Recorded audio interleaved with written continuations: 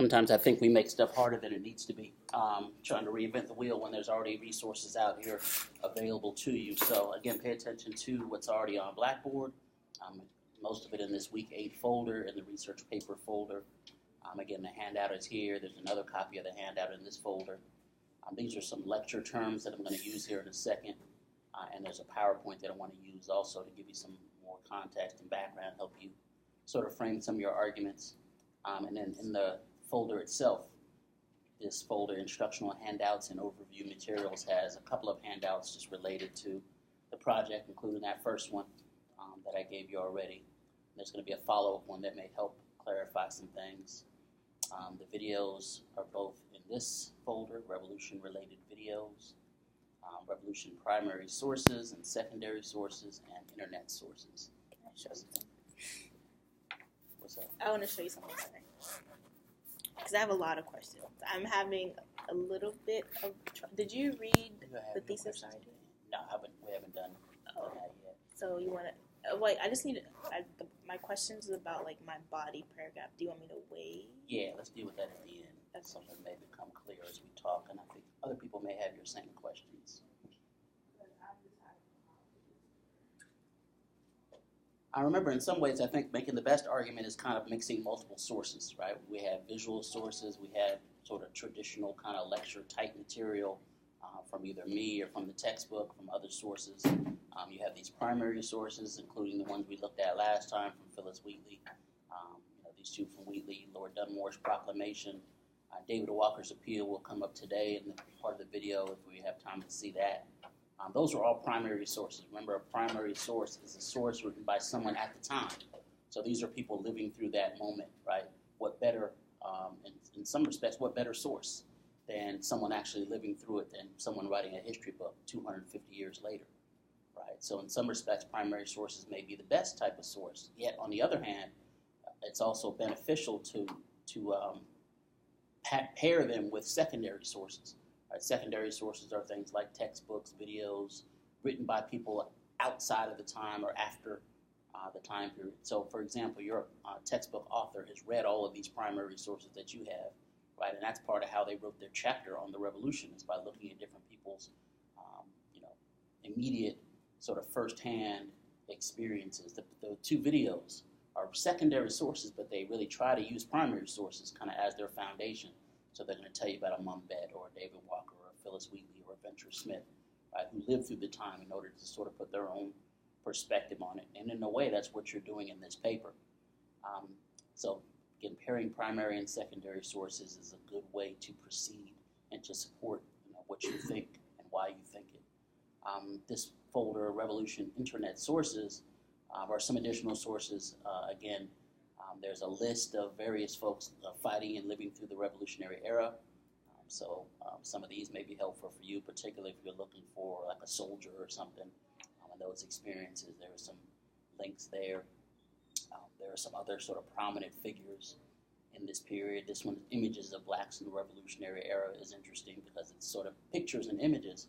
I found that I wasn't very familiar with a lot of the images of African Americans in the Revolutionary era. Like, I didn't know, for example, that 1 in 4 soldiers were African American. I never really saw that many pictures. I saw Crispus Attucks. That was about it. So just the kind of sheer scale of sort of African American participation in the war is really interesting and important, I think. And why is that not known? Right? Why were they sort of cut out of history, essentially? This is a website from Rutgers University, Blacks During the American Revolution. That, again, also may be helpful for you in terms of some facts and some numbers, right? Some background information. So you have plenty of information here. You don't have to go outside in terms of getting outside sources unless you want to, right? If you find something specific you wanted to pursue. But use them. I mean, they're there for you to use for this reason. What I want to do now, like I said I was going to do, is to give you some essentially American history of this period that will hopefully help contextualize African Americans in this period. The American Revolution happens to all Americans, right? Not just African Americans. So in some respects, it's impacting everyone. Of course, it might impact people differently, and people may interpret it differently based on their own view of the revolution, right? A slave is going to look at all of this rhetoric differently than his slaveholder might. Yet both of them have to kind of go through the revolution. So I want you to think about, the larger context here, even as we're focusing more specifically on African American experiences of the war and the age of revolution more generally. In general, we have to remember that we were talking about the colonies are growing up. These colonies are growing into adulthood, right? We also have been sort of pairing, quote unquote, the colonies or what becomes America growing into adulthood with this idea of African American communities growing into adulthood. And I don't just mean by age. We've been talking about things like more and more African Americans that are born in the New World as opposed to on the continent. Right? This is a changing population that their first language is English, for example. After a while, the majority of folks are going to be born here. How does that change sort of the African American experience or African American culture or the black population here? Right? These are questions we've been looking at from the beginning, but we are seeing change over time in that way. These colonies themselves grow up and are surviving, right? Yet they also are starting to feel themselves in terms of being their own nation. It's going to take a process for them to get there, but they're starting to feel themselves. A lot of that happened through warfare. There's what seemed like kind of endless wars between the British and the French, for example. And every time there's a war between the British and the French in Europe, it's going to involve the British colonies and the French colonies here in the New World. Right? It's going to also involve Native American populations who are kind of forced to choose whether they're going to fight on the British or the French side. Right? They're trying to pick the winner, which also happens in the American Revolution. You have Native Americans, for example, that fight on the American side. You have some Native Americans that fight on the British side. Right? So all these things are happening at the same time. The colonies are growing up together. What ultimately happens in the 7 Years' War between 1756 and 1763 is we reach a really important tipping point in American history. Britain wins. Britain is able to defeat the French. Kind of once and for all, they win. And they're able to push the French out because both of those powers had been competing for colonies in this area. And they win. They're really happy. They're really excited about this. But immediately that is going to raise some problems. And the colonies themselves are going to be impacted, even though they're on the winning side. Right? So this last war is very successful for the British, bless you. For example, they would obtain Canada from the French. Right? But it left them heavily in debt.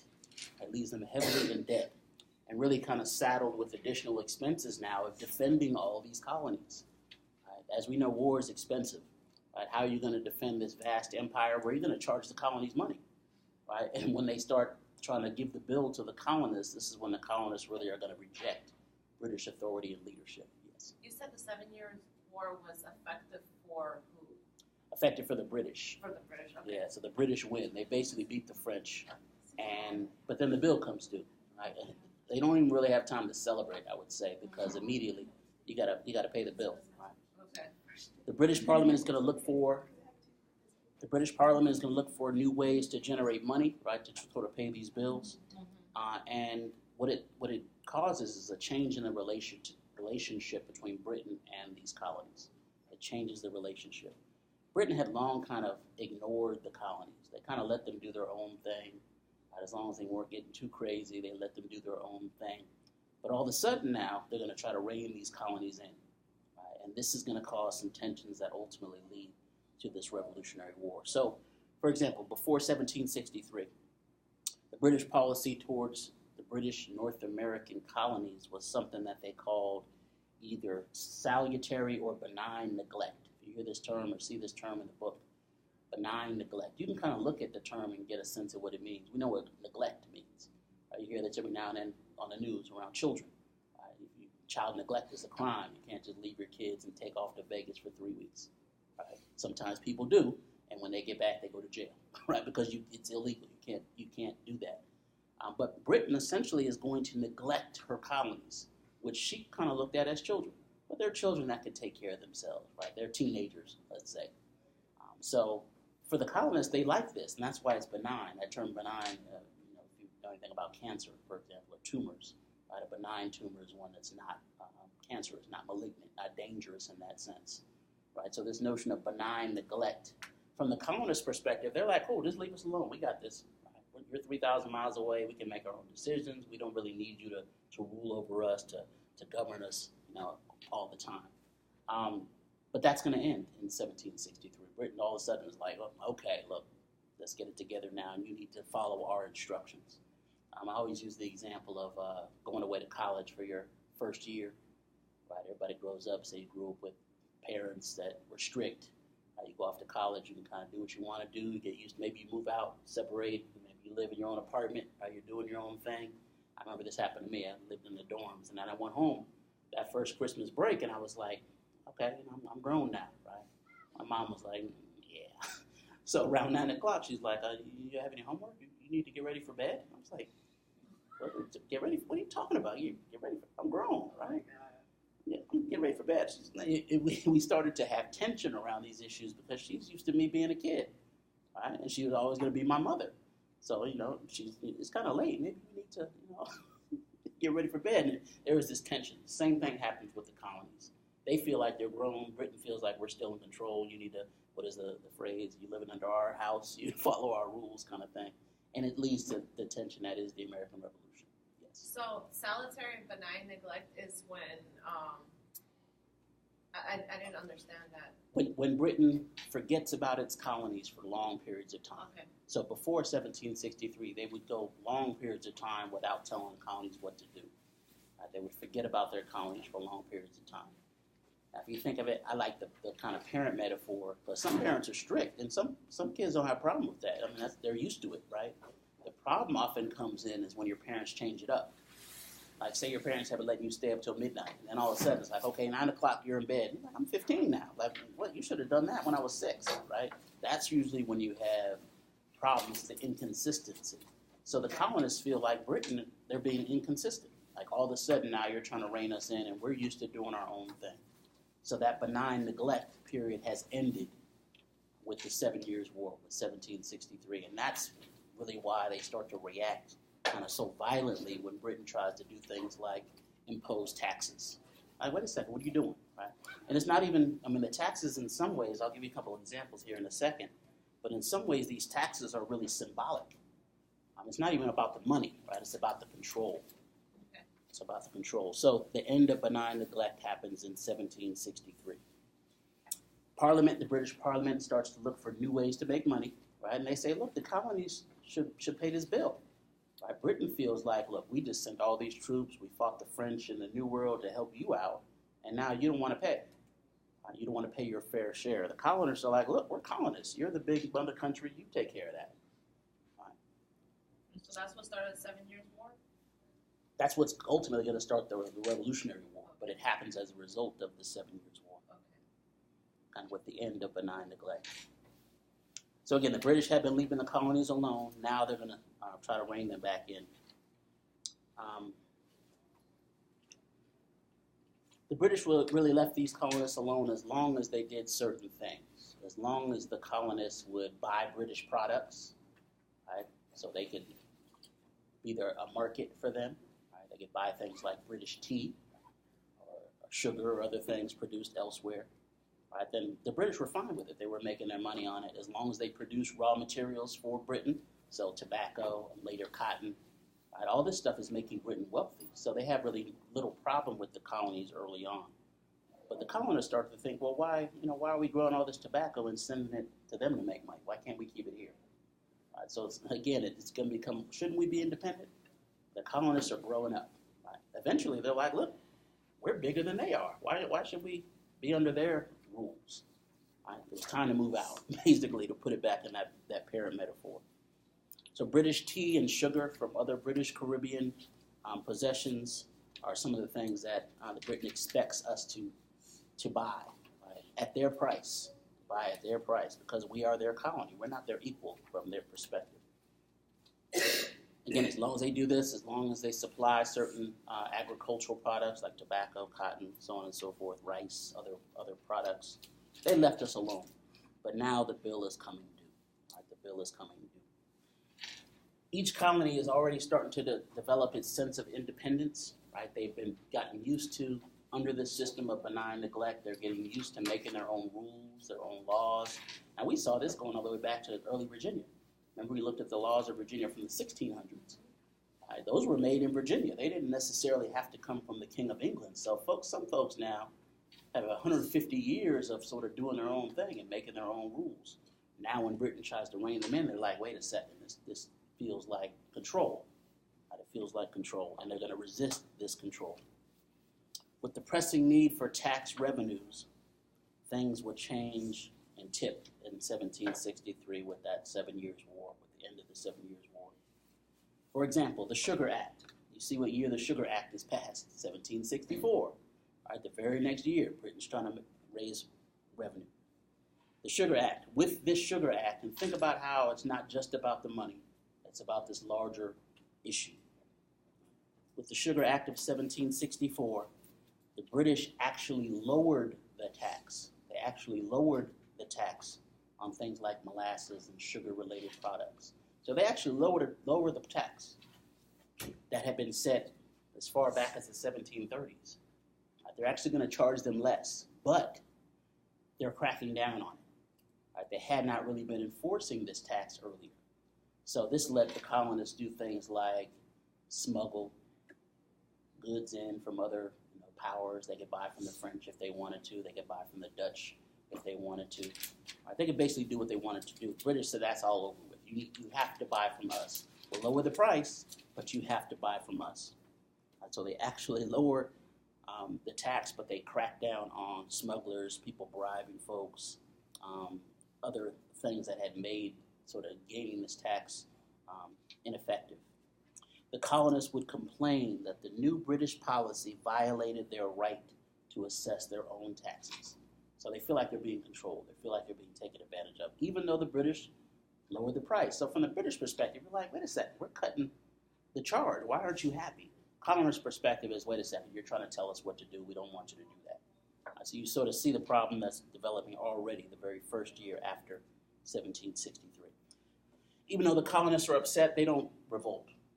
They may write some letters. They say things like, oh great, King George, could you please fix this and that and reconsider this tax?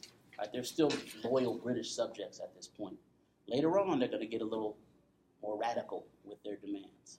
But they are upset by this. They are upset by this. They do not protest, though, in massive numbers in 1764. But the very next year, 1765, with the Stamp Act, we are going to see some major unrest. The Stamp Act causes major unrest. First, the Stamp Act was a tax on written documents, things like newspapers, court records, paper products, licenses of all types. Now, in a sense, this tax affected everybody directly, whereas the tax on sugar may have only affected certain people, if you're a tea merchant or the wealthy elite. So this Stamp Act hits more people directly in their pocket, and maybe that's why there's more outrage to it. It's going to lead to bitter protests. When they pass this, it leads to bitter protests and a colonial response. For example, colonial leaders would meet in October 1765 in direct reaction to this Stamp Act, what they call the Stamp Act Congress. So they say, oh, we're unhappy about it. Let's all get together and talk about what we're going to do. So this Stamp Act Congress meets in October 1765. They're going to write a letter up. They're going to draft a petition to the king to tell him, look, you need to take away this Stamp Act. We're not happy about it for these reasons. Again, they're still trying to be kind of conciliatory. They're still like, we recognize your right as king, but you might want to rethink this. They're getting a little more bold, but they're not shooting anybody yet. They're not to that level, but you sort of see it slowly moving in that direction. This event's significant because it was the first time that the colonies had met as a group since 1754, since before the 7 Years' War. So the first time in over 10 years that all the colonies get together. Now think about what's happening. These individual colonies or individual identities are sending representatives to all meet in one room and figure out what they're going to do as a group. That's what nations do. They're not the United States of America yet. They're individual colonies, but they're acting already as a nation. They're kind of acting as an imagined community. So you're sort of seeing this step towards revolution. The people hired to sell these stamps as a part of the Stamp Act get harassed in the colonies. These stamp sellers come around and they're intimidated. Folks are like threatening them and burning them in effigy and acting like they're going to do something to them. Yet these are representatives of the king, right? So again, you're seeing the hostility that is there. By November 1765, most of the folks selling stamps have quit. They're like, you know what, you can have it. It's not worth it. These folks are crazy. So this is an increasingly violent response. In 1766, the British Parliament votes to repeal the Stamp Act. So the British Parliament's like, okay, look, maybe that was a bad move. We'll take it back. Colonists are happy, right? Okay, and in a sense, though, maybe that was a bad move, if we really think of it, right? They've sort of shown that these responses can make them change their mind. But maybe they felt that's the only thing they could do, right? So the British Parliament would repeal the Stamp Act in 1766, but they issue a statement that says, you know what, we'll take back this tax, but we just want to let you know we have the right to levy whatever tax we want on you. They're saying, look, we're not saying we're still in control. We're just choosing to take away this particular tax. So they feel like they're kind of saving face in a way, and the colonists feel like we won. Right. So that's an important moment, I would say, too, in 1766. This is called the Declaratory Act. They're declaring their right to tax, but they just chosen in this instance not to kind of use that power, Declaratory Act. Later on, they would put additional taxes in place. There are taxes that are put in place on glass products or lead products or paint. There's taxes put on tea. So these groups of taxes that are being put in place by the British. Remember, they've declared their right to tax whatever they want. So, for example, the Townshend Acts in 1767 involves taxes on all those products, on glass, lead, tea, paint. Those are the Townshend Acts. These, once again, lead to protests and boycotts. Colonists don't like it. You said the Townshend Acts was what? There are taxes put on multiple products, tea, glass, lead. But really, again, it's the idea that Britain is showing their right to tax. And they're named after Lord Townshend, the British official. What do the colonists do in response to this? They decide on a certain course of action. They decide on what they call a non-importation movement. Non-importation movement. Colonies are starting to feel their strength. They're feeling themselves a little bit. So what they do is they say, we're not going to import any British goods.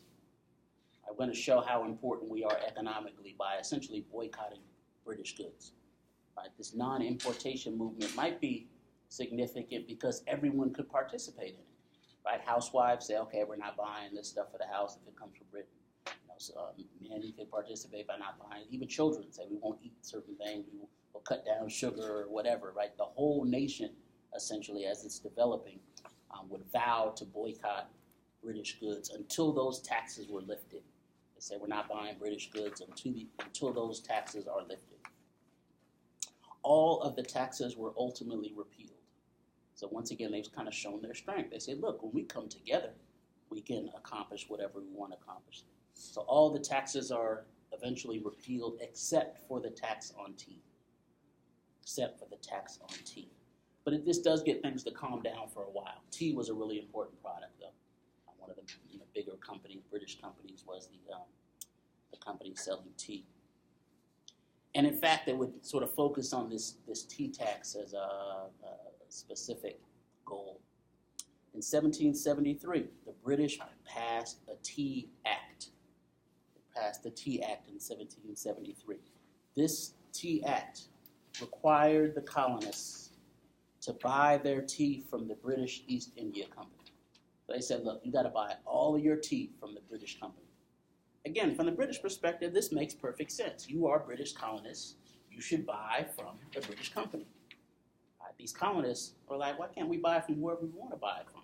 Why can't we buy from the Dutch East India Company or some French traders? Right? We should have the right to choose who we want to buy from. How can they tell us what to do? Right? That's essentially what the colonists are saying. They're treating us like slaves. Right? This is some of the rhetoric you start to hear. You're treating us like children. They're treating us like slaves. So this Tea Act required the colonists to buy their tea from the British East India Company instead of Britain's Dutch rivals. They wanted them to buy from the British company. Again, although this Tea Act actually lowered the legal price of tea, the colonists get upset. So it's not just about the money, right? Because they actually lowered the cost, but the colonists would protest because they saw this as a way of sneaking in a tax without proper representation. So you hear no taxation without representation. The colonists start making these arguments like, we're not properly represented in Parliament, so why should we pay taxes to you? There really is, politics and economics are really coming together in this, but it's not just about the money, right? It's about this larger idea. And again, we might make the case that maybe it's really about feeling like a slave, right? Feeling like someone has the right to tell you what to do and you have no voice. You can understand why that'd be the case if you're a slave owner. You can look outside and you know what a slave is. So when you're making these arguments about we don't want to feel like slaves, I think they're really important arguments. So this Tea Act is going to be a major one. Again, they don't want to, no taxation without representation. Additionally, many New England merchants, right, these businessmen, especially in New England in the north, stood to lose a lot of money if the British would actually crack down on kind of tea smuggling, on these deals with the Dutch. Right? There are certain groups, especially the wealthy and the merchants, that may have had additional incentive to resist this tea. Right? So for some people, maybe this revolution is about money. Again, think about this question of, is the revolution really radical or conservative? For some folks, it may be about conserving their pocketbook, particularly those merchants and those wealthy folks. If the smuggling is if they cut down on the smuggling and the trade with the Dutch. In December 1773, protesters in Boston, Massachusetts, would jump on board the ship. You guys know this story. They sneak on board a ship dressed up like Native Americans, and they dump all the British tea into the water, to the harbor. The whole harbor is smelling like iced tea. This is called the Boston Tea Party, right? So they jump on, they basically waste a lot of money. They hit the British in their pocketbook in protest to this Tea Act. British obviously are going to be upset by this. In order to crack down on them after the Tea Party, Britain did several things. They closed down the port of Boston. They said, we're going to deal with these radicals in Boston. They would restructure the Massachusetts legislature to kind of cut down on its independence, on its power. They're going to put a royal governor, for example, in place. They restricted meetings, and they sent in troops. They send in troops. These actions were known as the coercive acts or the intolerable acts. The British called them the coercive acts. The colonists called those same acts intolerable. They said, this is intolerable, we can't stand this. So that's why it's coercive / intolerable acts. Again, this is in response to the Boston Tea Party. The intolerable acts would lead to another meeting. These folks come together in a Congress. This is the First Continental Congress in 1774. First Continental Congress. The colonists send, they call a meeting, they send delegates to meet and decide what their next move is going to be.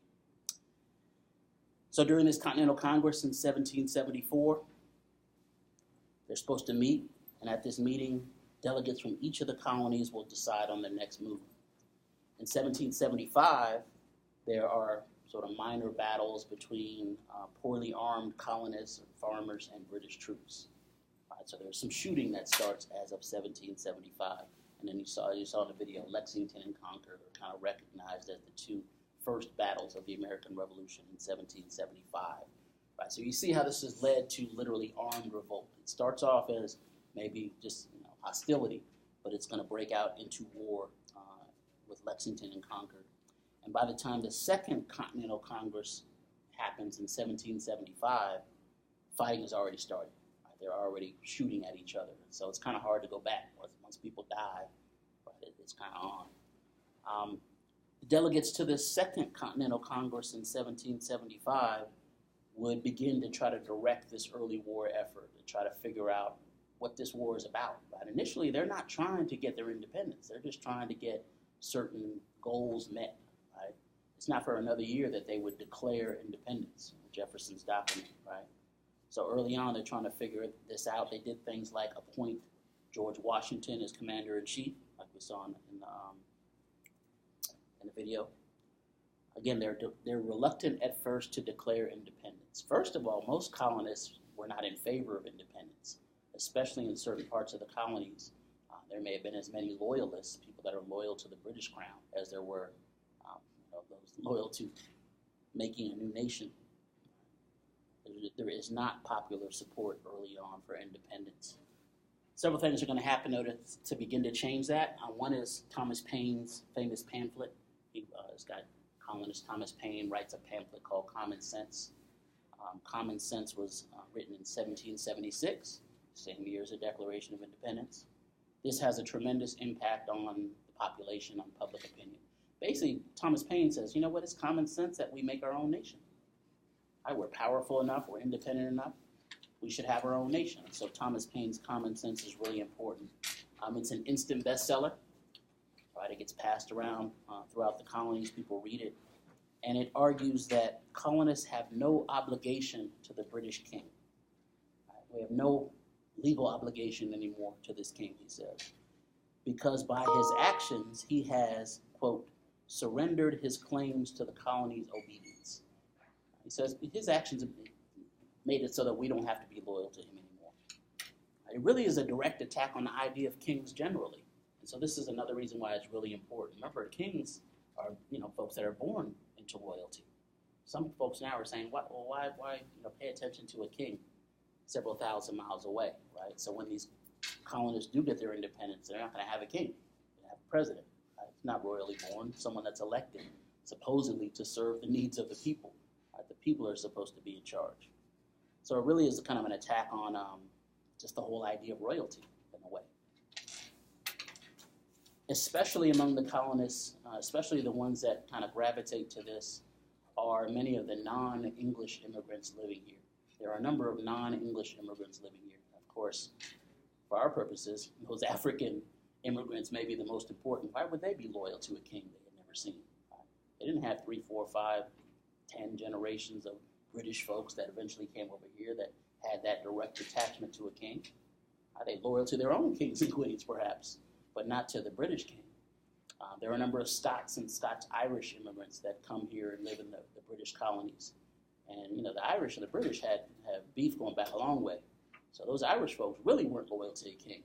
They had their own revolution often happening. So a lot of people might be drawn to this idea of fighting against the British for various reasons. And these pamphlets and these other ideas may kind of help them come around to that, to revolution.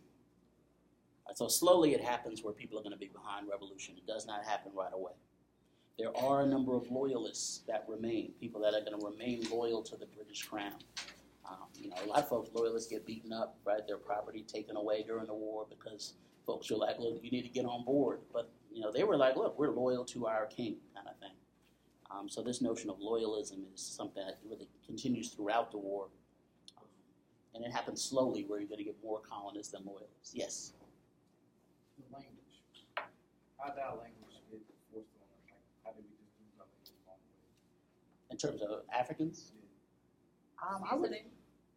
Huh? Seasoning, right? Yeah, I would think that the seasoning process is probably a major start of it. It happens over time. As these colonies are growing up, like we were saying, I think the African-American population is developing too, kind of parallel to these colonies. So remember early on how most Africans are going to be direct from Africa and would have remembered how to speak these languages. What happens 2, 3, 4 generations later when you're born here? Maybe, your parents are born here and your grandparents are born in Virginia. Maybe no direct connection to, wherever you were from on the continent. It's harder to maintain those languages, especially if your parents don't speak it. Right? If you don't pass it down, as we know, right? Culture is passed down. So if your parents don't pass it down, or if they're beaten for passing it down, right, then slowly it can be sort of wiped out. Some may have chosen, like, look, okay, let's try to make things better for ourselves and try to assimilate as quickly as possible. So some do it for that reason. Same thing happens with traditional religious beliefs as well. Like you said, you talked about this before in terms of, why some folks embrace Christianity. Some really believe in it. Some feel like it's a religion that can help them get free. Some believe it's the best way to just not get in trouble, right? Just keep your head down and do it. So there may be any number of reasons, beginning with the seasoning process, but part of it is kind of becoming African American, I would say, too. By this point, it's at least 50-50 with folks being born in the colonies as opposed to born on the continent. And then, of course, in 1807, it becomes illegal to bring in more Africans. So, not that it didn't still happen, but they had to smuggle them in. So, really, the numbers born here will skyrocket at that point. And so, they really begin to outnumber African Americans. Again, there's some, language, some words and things like some linguists have looked at the word okay as having an African origin. They say that the Africans brought that. So, some words get mixed into English, in fact. Now, the British would be like, they wouldn't understand what okay was. That's a kind of American version of English. So that happens too. I think some of it may just get, combined in terms of what we call cultural syncretism. That time. It's a good question, but it happens over time, I would say. Last but not least is the Declaration of Independence, right? You have these loyalists, and you have kind of colonists competing for who's going to be in charge of this conflict. Right? As you get more public opinion kind of more firmly behind independence, you have a move to declare it. The Second Continental Congress voted to declare independence on July 2nd, 1776. A committee headed by Thomas Jefferson is chosen to draft the formal Declaration of Independence, which is then signed by the delegates 2 days later. So that's why we celebrate American independence on July 4th, 1776. That's when the document was prepared by Jefferson, and that's when it gets signed. That's the sort of official Declaration of Independence. Now, part of what's interesting about that is they'd already been fighting for over a year. That's not at the beginning of the conflict. It really turns into this sort of revolutionary conflict in a sense. So that in and of itself might be interesting. Now, remember too that Africans and African Americans are witnessing all of this, deciding how they're going to react, deciding what side they're going to be on, and deciding how this rhetoric may impact their lives specifically. So, of course, that's our immediate interest is, okay, what are African Americans doing with this? What does the Black Revolution look like? And again, it may look like any number of things. I have a couple of images here that I think may, again, help. I want you to think about the overall kind of revolutionary rhetoric that's out there, right? The atmosphere that's out there. And we've seen already in the videos a couple of examples of individuals that are going to take this and run with it, right, in their own individual way. They're going to take their individual resistance and connect it up with notions of sort of freedom. So this PowerPoint is actually, again, from a different textbook, but it covers in just a few slides, I think, this notion of the African American participation in the revolution itself. This picture, again, is an image of some revolutionary soldiers, American foot soldiers during the Yorktown campaigns, one of the latter campaigns of the war. And you see here that they recorded at the time that there were Black soldiers. And actually, this picture is pretty accurate, because 1 in 4 soldiers in this American army were Black. Again, why is it that we don't know that? Why isn't it that's not better remembered? I think they've been removed from history, right? 1 in 4. That's higher than their rate in the population, which is about 20%, or about 25% of the soldiers. I remember the rhetoric, no taxation without representation. This is really sort of propaganda, right? It's kind of forming an American identity even before that identity was in place. Before they would call themselves Americans, I think these folks are starting to think of themselves that way. This American paradox, there's a historian named Edmund Morgan that says this was an American paradox. How can you make all these arguments about freedom and liberty yet hold people enslaved? And he goes a step further and he says, it may have been dependent on the fact that they held slaves. When you are oppressing someone else, right, you are very hesitant to let someone else do the same thing to you. You know what it feels like to be a slave because you have slaves. So he says maybe that allowed American independence to sort of grow in the way that it did. Jefferson himself, right, is this kind of conflicted figure. When they asked him to write this Declaration of Independence, his first couple of drafts had things about slavery being wrong. He brings us back and they're like, nah, you need to cut that, delete that out, Snapchat that, right? That's too dangerous. That's too dangerous. So even Jefferson, who holds slaves, is saying things like King George is trying to enslave us. They're like, don't use that word. So again, it sort of shows you what was at stake. It shows you some of the contradictions, and particularly the delegations from the Lower South saying, don't put the slavery thing in here. This is going to remain a problem as they try to figure out the direction of the new nation, as we'll see. Right? That North and South are going to have some differing ideas already developing around this. Some colonists begin to admit the contradiction that's happening here with around the Revolutionary War, around making arguments about all men are created equal, yet holding so many thousands in slavery, right? Some folks say, you know what, we can't keep doing this. We're hypocrites. There's going to be a decent number of people, and it really leads to the birth of the anti-slavery movement around this Revolutionary War. Again, they're not going to end slavery here, but it is sort of the birth of a stronger, more vocal movement. And we can make the case definitely that African Americans are at the center of that movement. This is not just sort of, whites saying, oh, we feel so bad for you, let's free you. A lot of this has to do with African Americans freeing themselves and raising these contradictions during the war, especially Boston slaves or Boston free people and free people of all types, and slaves that run away, that write petitions, that do some of the things we've seen in the film. Northern blacks participating in street protests, so they're making their voices heard right from the beginning. We've seen Crispus Attucks. Remember, he's a former runaway slave in Boston. Some might think, why is he so mad? He ran away from slavery a long time ago. Right? He'd been living as a free person. Why was he at the front lines hollering at these British soldiers? He felt he was American. Right? He's like, you guys are kind of, these are my folks, whatever. Maybe it was foolish. Maybe you should have been a few rows back. Right? But he's one of the first to die, and again, he's sort of memorialized for that. He made a certain choice. If we use that concept of imagined community again, he's definitely siding with the American side of this. Again, it's interesting. I think of, I always think of the family metaphor. You have problems with your brother. You might have been fighting, but then somebody attacks you from outside. Both of you guys say, okay, let's deal with this dude. Then you go back down. I still hate you, right? There's this notion, look, nobody else is going to beat my brother up. just I'll deal with it later. It's interesting. We can analyze his choice, but he does make a choice. Good question. I got a question on all this. I'm asking the question. That's all right.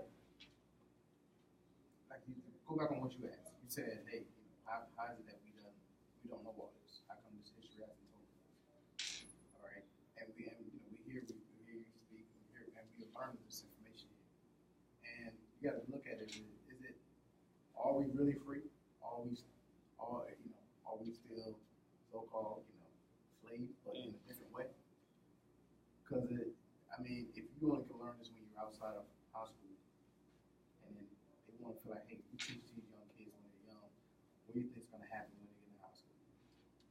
Then they know what we did to their history and what do you think is going to happen? That's a good point. It's going to be rebellion against the government, against the system, because now they start looking at, okay, if they learn how everything was wrote from the Declaration of Independence, all that stuff, our kids will know, okay, this is what the system has done, not only to African American, but minorities, period.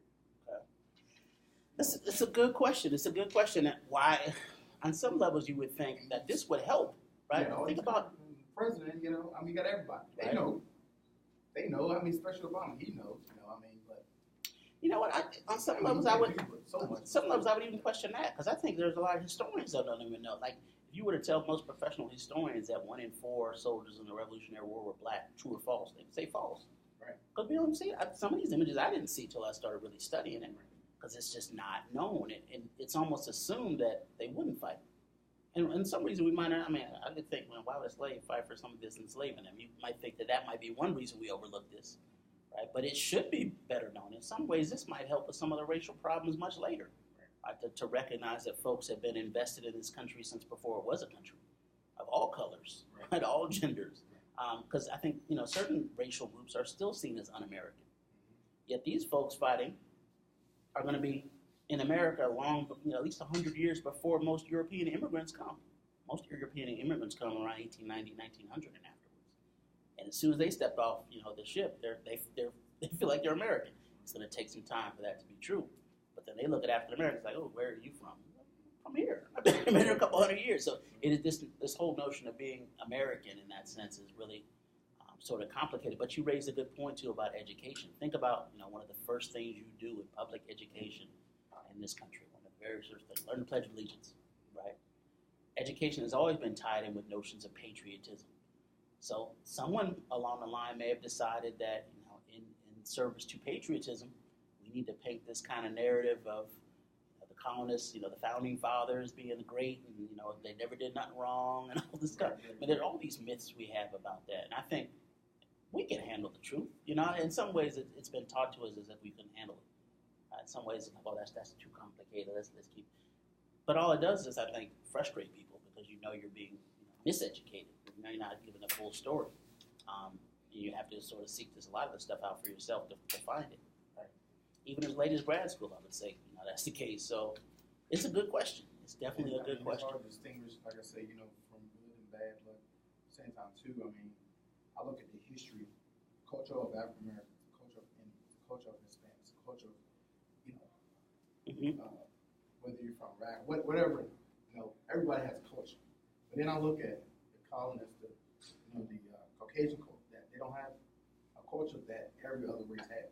Their history of what they have is, to me, what I look at is just basically killing and stealing and separating and dividing people and conquering.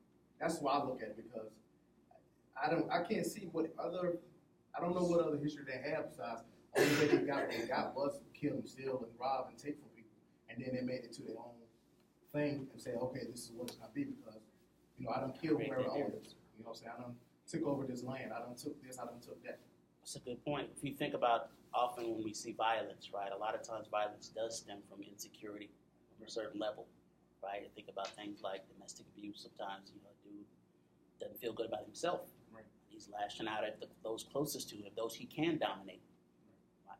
Maybe that explains his early history in a sense too. You're talking about these early Americans. In many ways, they felt like second-class citizens. George Washington initially applies for an officer position in the British military. They tell him no. Right? Like, oh, you're Americans. But he feels really some kind of way about this, right? Because he's American. He's kind of Americans were seen as not kind of second-class citizens. You're not really British. You're not really cultured. You guys are sort of basically poor white trash. That's how the British looked at the Americans. Right. So then, if you think about that insecurity, and then they encounter Native Americans, whose land this is.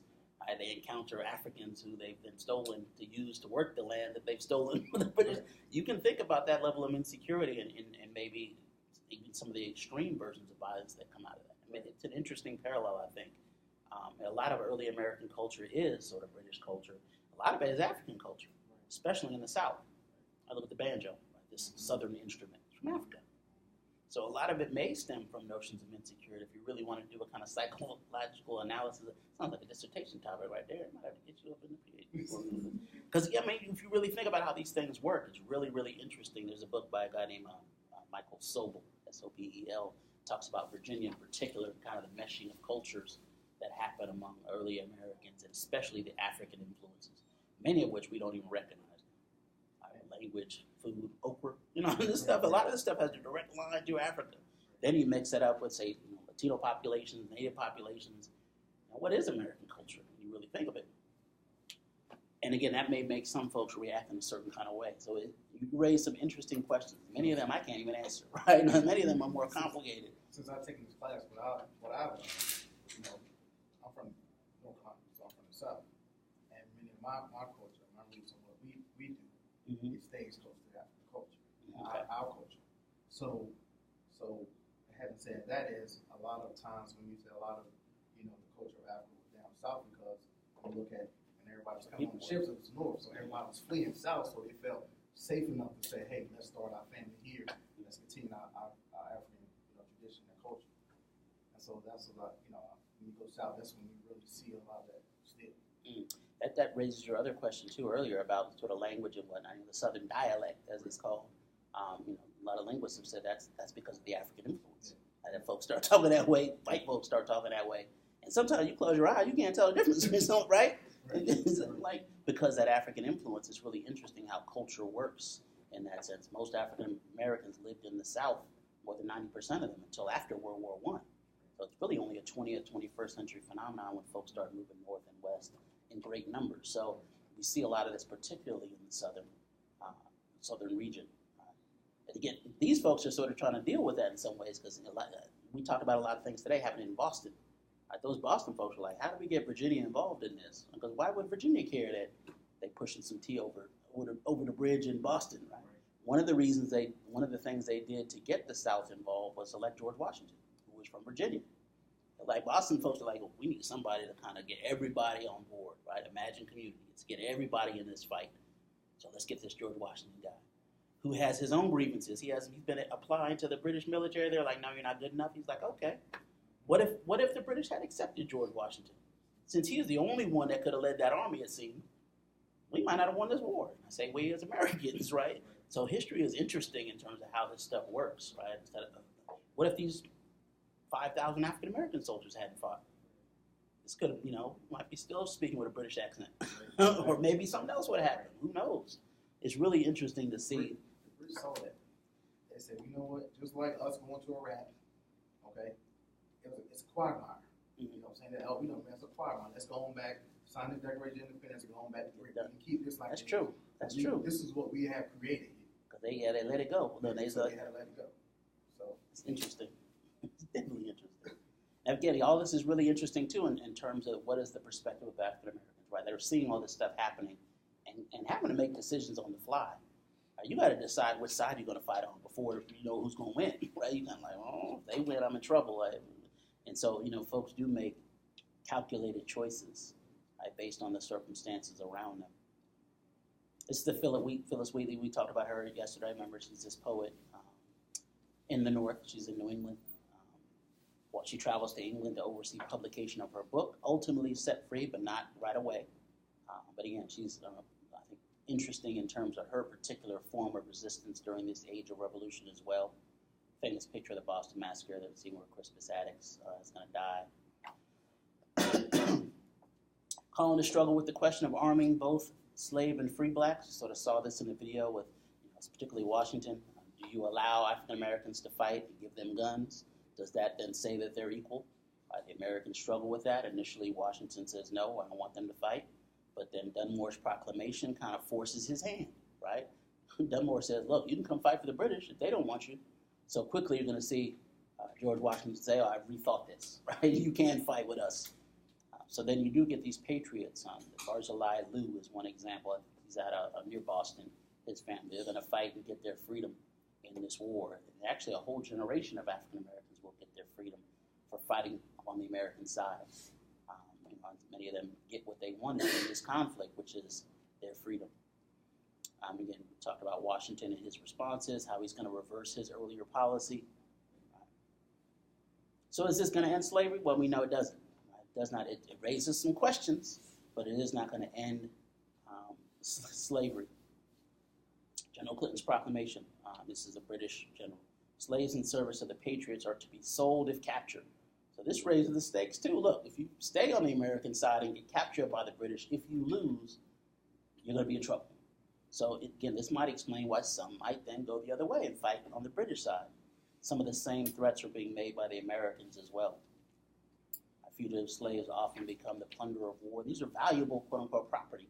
Right? So folks might use them as kind of pawns in this whole conflict. Individual states might do things differently. Certain northern states that had fewer slaves might not be, so opposed to their fighting, whereas a state like South Carolina, right? States began to vie against each other. Only Georgia and South Carolina would oppose the enlistment of black soldiers altogether. They say, heck no, it's too dangerous. Right? Because especially in South Carolina, where the numbers of African Americans are so high, you can understand why they don't want to give them guns, since many of them are outnumbered by African Americans. 5,000 of 20,000 revolutionary soldiers are black. Most of them are fighting in integrated units during the war, which is also interesting. The armed forces in the United States will not be integrated until 1948. 200 years later, almost. So the fact that they're fighting kind of shoulder to shoulder with whites, right? Think about what that means psychologically. For some of those whites who may have had their lives saved, right? You fight with somebody, you start to overlook little things like race, right? As the soldiers say, when you're in that foxhole, a lot of other stuff don't matter. Whoever can keep you alive kind of thing. Right? So a lot of folks are questioning racism and slavery at this moment, but it does not mean the end of slavery. I have a question. Go here, then here. So what would happen to the slaves that would fight with the British and they end up losing? Like, what would happen to them? Yeah, a lot of them, when they cast their lot with the British, they're going to struggle. African Americans generally, I think actually at the end of this it comes up, but when the British leave, some British leaders were good for their word, and they actually helped try to evacuate African Americans. Sometimes Americans got there sooner and recaptured slave property, but there were several, I think, thousand African Americans that leave with the British. there was something called the Book of Negroes, in fact, that the British wrote down the names of folks leaving. Some went to Nova Scotia to live. They didn't have a good time there. It was very cold, inhospitable place. I died. Some went to Sierra Leone, West Africa, in fact, and other places. So some actually do get to leave. Most get captured and sort of taken back and find their, probably were punished, those sorts of things. But yeah, there were some, at least some British did try to sort of be true to their word and actually help folks out. But yeah, when you're on the losing side, especially in war, things often don't go your way, in any number of sort of negative ways. You do have a number of distinguished soldiers, and this is an important point too. Future Haitian revolutionaries would assist the French. The French are going to join on the American side later in the war. And the main French colony, the most valuable French colony, was the island of Santo Domingo, now known as Haiti. So a number of black soldiers under French colonialism kind of get a taste of this war too, right? They're going to hear a lot of this rhetoric as well. So is it surprising then that within 10, 20 years, Haiti's going to have its own revolution? Right? Haiti's going to become independent itself and kick the French out, and making some of these same arguments about all men are created equal and whatnot. So it's kind of, once you let the cat out of the bag, right, it's hard to get a cat back in the bag. Now, we're not talking literally. I'm not trying to literally stuff no cat in the bag. You guys are going to write to PETA and all these folks and get me in trouble. That's not what I'm saying. What I'm saying is once these ideas are out, anyone can take them and apply them how they want. Right? And this is going to happen with revolutions in multiple locations. The Haitian Revolution is as important as the American Revolution. It's going to be the first independent black republic in the Western Hemisphere. Second independent republic overall to the American Republic. So it's really, really interesting to see how that works out. Again, there were black loyalists. This sort of answers your earlier question. Those that supported the British Crown that were black, and this causes their dispersal of these loyalists. Many are sent to the Caribbean. Some are re-enslaved, in fact, were sent to the Caribbean forms of slavery. The free blacks get to Nova Scotia. Some go to England. Some go there, go to Sierra Leone, West Africa. And this is a kind of graphic depiction of some of that. Right? They might go down to the Caribbean, Nova Scotia up here, again, extremely cold, extremely isolated from family and whatnot. Some make it all the way to Sierra Leone. So again, you make a choice. It was a calculated choice, but for some that calculation doesn't necessarily work out. For some that calculation doesn't necessarily work out. In terms of, again, these broader ideas that I want you to think about this in the context of your particular arguments and your particular characters. Right? What is it that you think you're arguing overall about the nature of this revolution? How does your particular character help you answer those questions?